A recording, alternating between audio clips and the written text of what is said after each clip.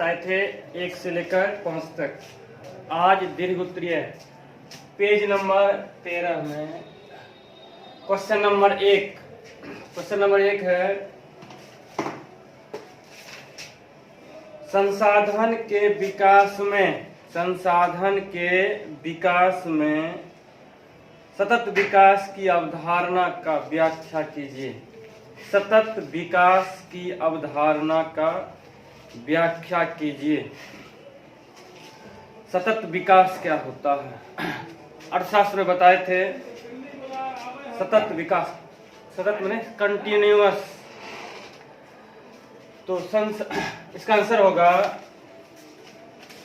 संसाधन मनुष्य की जीविका का एक आधार है। संसाधन मनुष्य की जीविका का एक आधार है। जीवन की गुणवत्ता बनाए रखने के लिए संसाधनों के सतत विकास की अवधारणा आवश्यक है। संसाधनों के सतत विकास की अवधारणा आवश्यक है, जिसके कारण अनेक पर्यावरणीय समस्याएं उत्पन्न हो गया है।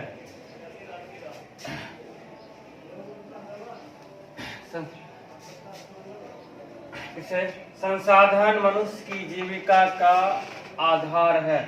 जीवन की गुणवत्ता बनाए रखने के लिए संसाधनों के सतत विकास की अवधारणा आवश्यक है। संसाधन प्रकृति प्रदत्त उपहार है। संसाधन प्रकृति प्रदत्त उपहार है की अवधारणा के कारण मानव ने इनका अंधाधुंध दोहन किया है, जिसके कारण अनेक पर्यावरणीय समस्या उत्पन्न हो गई है, जैसे भूमंडलीय तापमान, ओजोन क्षय, अम्लीय वर्षा, असमय ऋतु में परिवर्तन इत्यादि। जैसे भूमंडलीय तापमान, ओजोन क्षय, अम्लीय वर्षा, असमय ऋतु परिवर्तन इत्यादि। उपरोक्त परिस्थितियों से निजात पाने एवं विश्व के साथ जैव जगत को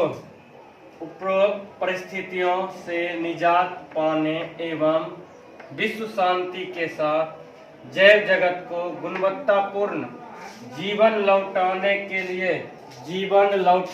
के लिए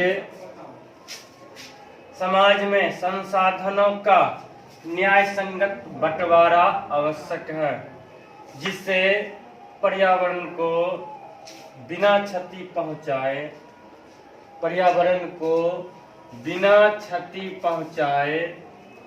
भविष्य की आवश्यकताओं के मद्देनजर वर्तमान में संसाधनों के विकास में सतत विकास की अवधारणा आवश्यक है। सतत विकास की अवधारणा आवश्यक है। तो प्रश्न संख्या 1, इसे नोट कर लीजिए।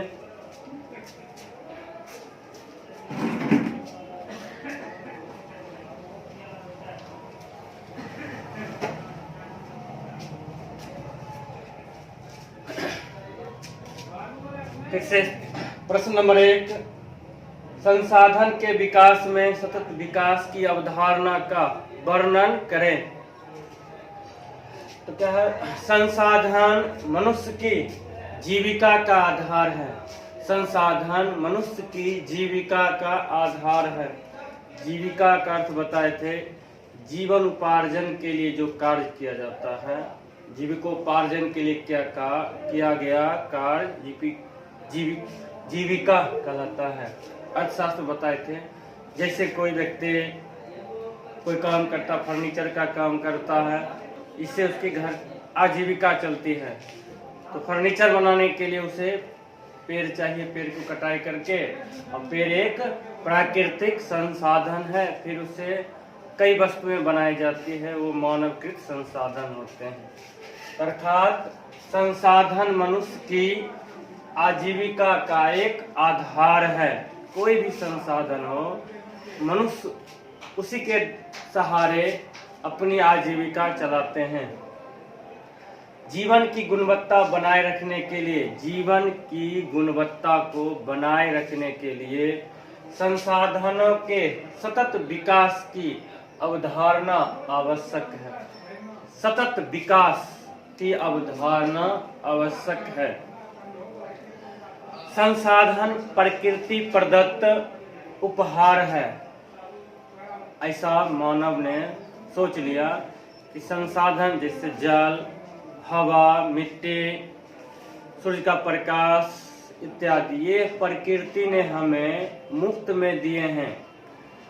ये लोगों के मन में सेट हो गया है कि हमें ये तो प्रकृति द्वारा मुफ्त में मिला है, इसलिए लोगों ने इसका अंधाधुंध दोहन किया है। जितना मन हुआ उतना इसका दोहन किया है। दोहन कहने का अर्थ है जितना मर्जी हुआ इसका दुरुपयोग किया है। यदि पेड़ की आवश्यकता एक है तो लोगों ने प्रकृति के उपहार के रूप में समझकर 2 पेड़ 3 पेड़ का काट करके उपयोग किए हैं, जबकि उन्हें आवश्यकता है केवल 1 पेड़ की। मानव ने प्रकृति का दोहन किया है। क्यों? मानव के समझ में ये सेट हो गया कि ये तो हमें प्रकृति द्वारा फ्री में मिलता है। कोई भी वस्तु यदि किसी को फ्री में दिया जाए तो उसका मिसयूज करने लगता है। ये नहीं समझता कि आगे भी इसका उपयोग होगा, उसका मिसयूज करने लगते हैं। तो मानव ने संसाधनों के साथ भी ऐसा ही किया, इसका अंधाधुंध दोहन किया, जिसके कारण अनेक पर्यावरणीय समस्या के अंतर्गत भूमंडलीय तापन, ओजोन का क्षय, अम्लीय वर्षा, असमय ऋतु में परिवर्तन इत्यादि होने लगी। भूमंडलीय तापन मीन्स क्या होता है? प्रति वर्ष पृथ्वी के तापमान में कुछ न कुछ 1 डिग्री, आधा डिग्री वृद्धि होते जा रहा है। ओजोन परत में कार्बन डाइऑक्साइड मात्रा बढ़ने से क्षय हो रहा है। अम्लीय वर्षा और असमय ऋतु परिवर्तन, जैसे देखते हैं ठंडी महीना भी बहुत ज्यादा बारिश होने लगती है। ठंडी के समय में बहुत ज्यादा ठंड, गर्मी के समय में बहुत ज्यादा गर्मी, और बरसात के समय में कभी कभार वर्षा होना या नहीं के बराबर होना। तो बिना समय के या ऋतु में परिवर्तन हो जाना, ये सब पर्यावरणीय समस्या के अंतर्गत आता है। ये सब कैसे संभव हुआ? मानव के द्वारा पर्यावरण के अंधाधुंध दोहन के कारण। अतः इन परिस्थितियों से निजात दिलाने के लिए तथा विश्व शांति के साथ जैव जगत को, विश्व में भी शांति स्थापित हो सके, इसके लिए जैव जगत को गुणवत्तापूर्ण जीवन लौटाने के लिए समाज में संसाधनों का न्याय संगत बंटवारा आवश्यक है। न्याय संगत बंटवारा आवश्यक है, जिससे पर्यावरण को बिना क्षति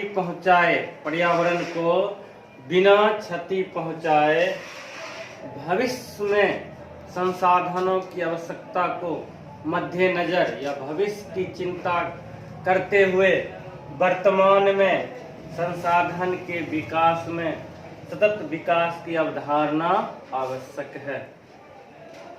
यह था प्रश्न नंबर 1। प्रश्न संख्या 2, प्रश्न है, स्वामित्व के आधार पर संसाधन के विविध स्वरूपों का वर्णन करें।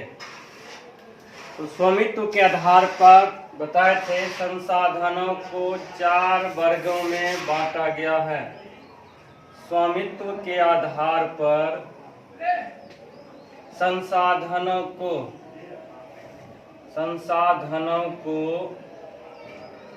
4 वर्गों में बांटा गया है।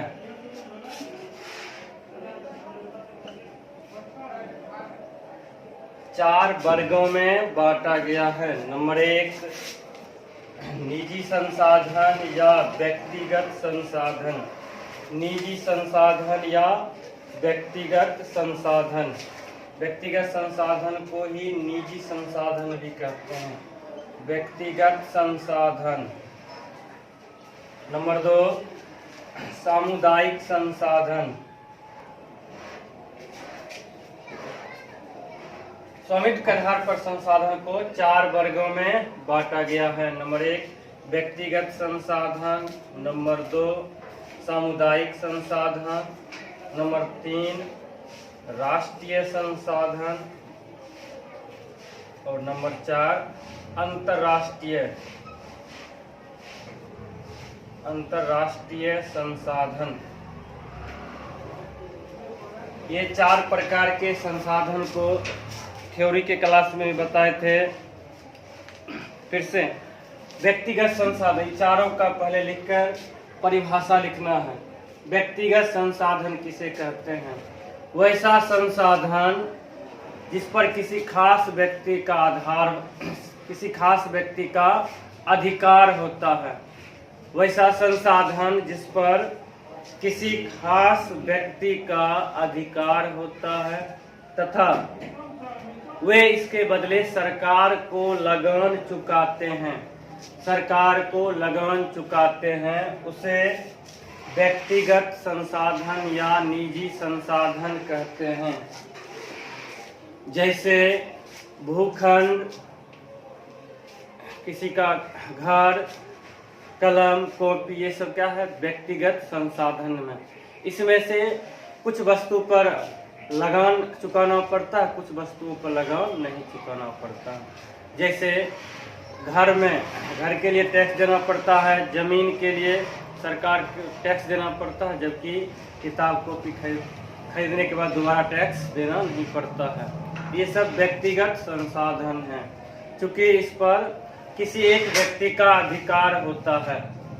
उस व्यक्तिगत संसाधन वैसा संसाधन जिस पर किसी खास व्यक्ति का अधिकार होता है तथा इसके बदले हुए सरकार को लगान चुकाते हैं, उसे व्यक्तिगत संसाधन कहते हैं।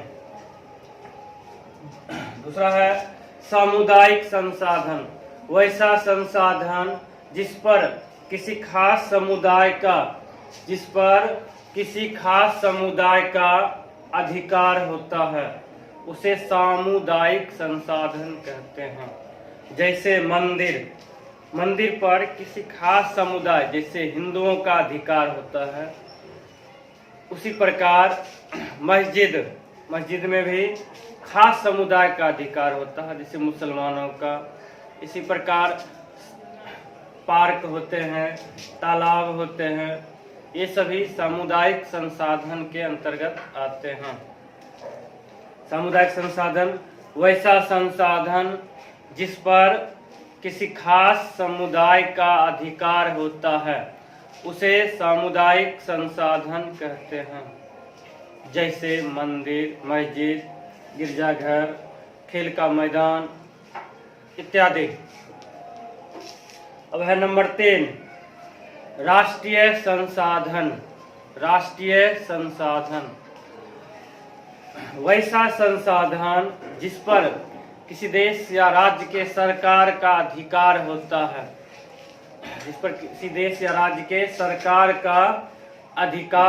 है, उसे राष्ट्रीय संसाधन कहते हैं। अर्थात वे सभी वस्तुएं जिस पर सरकार का अधिकार होता है, वैसे संसाधन को राष्ट्रीय संसाधन कहते हैं। जैसे रेलवे, सड़क, बिजली इत्यादि, ये सब राष्ट्रीय संसाधन के अंतर्गत आते हैं। वैसा संसाधन जिस पर देश के सरकार का अधिकार होता है उसे राष्ट्रीय संसाधन कहते हैं। जैसे सड़क, रेलवे, बिजली इत्यादि। अब है लास्ट नंबर 4, अंतर्राष्ट्रीय संसाधन। अंतर्राष्ट्रीय संसाधन वैसा संसाधन जिस पर अंतर्राष्ट्रीय संस्था का अधिकार होता है।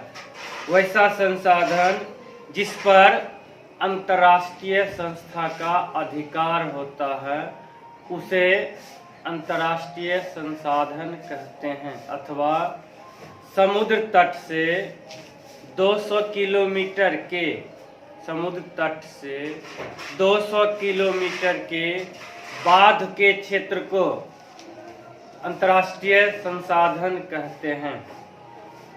समुद्र तट से 200 किलोमीटर तक के बाध के क्षेत्र को अंतर्राष्ट्रीय संसाधन कहते हैं। जैसे समुद्र, ये था संसाधनों का वर्गीकरण स्वामित्व के आधार पर। क्योंकि प्रश्न में पूछा जा रहा था स्वामित्व के आधार पर संसाधनों को कितने वर्गों में बांटा गया है। तो स्वामित्व के आधार पर संसाधनों को 4 वर्गों में बांटा गया है।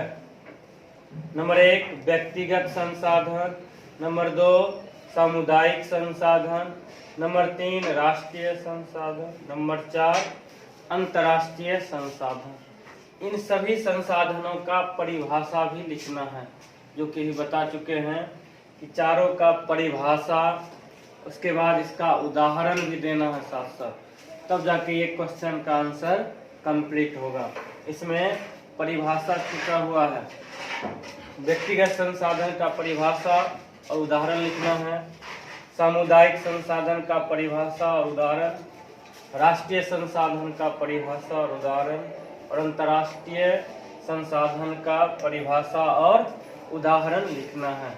तो यहाँ तक चैप्टर नंबर 1 कंप्लीट हो गया। उम्मीद करते हैं सभी छात्र और छात्राओं को इसमें किसी प्रकार का परेशानी नहीं होगा। यदि किसी प्रकार का डाउट है तो व्हाट्सएप पर मैसेज करके उस डाउट को क्लियर कर सकते हैं। अगले क्लास में 1 का ख, 1 का ख, चैप्टर नंबर 1 ख शुरू करेंगे। तब तक इस चैप्टर को कंप्लीट कर लीजिए, इसका फेयर कॉपी तैयार कर लीजिए और इसे साथ साथ याद कर लीजिए। दोबारा एक बार याद दिला देते हैं, अभी तक जो नहीं जुड़े हैं पुनः इस YouTube चैनल प्रेम सर अलौली से जुड़ने का कोशिश करें, और जो भी छात्र बच गए हैं उन्हें यह संदेश पहुंचाने का काम करें कि जो भी नहीं जुड़े हैं अभी तक जल्द से जल्द जुड़ जाएं।